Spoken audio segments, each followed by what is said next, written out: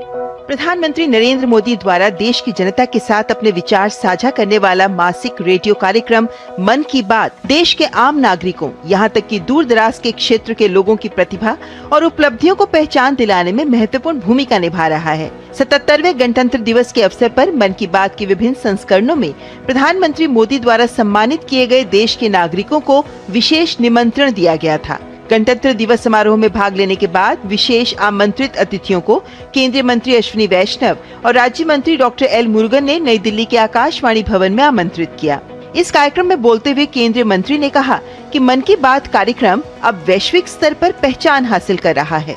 बहुत सारे उदाहरण हैं जो माननीय प्रधानमंत्री श्री नरेंद्र मोदी जी ने अपने मन की बात कार्यक्रम के माध्यम से देश के सामने, समाज में, हमारे देश में हर तरह से जो एक पॉजिटिव एनर्जी वाले काम करने वाले व्यक्ति होते हैं, उनकी चर्चा करना, उनको देश के सामने रखना और उनके काम को एक विश्व में नई पहचान दिलाना।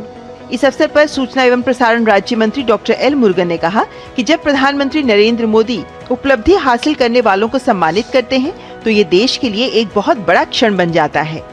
और Honorable Prime Minister Shri Narendra Modi ji started this Man Ki Baat, and every month our Honorable Respected Prime Minister is interacting with the citizens of the country, those who involving or those who achieve them particular fields.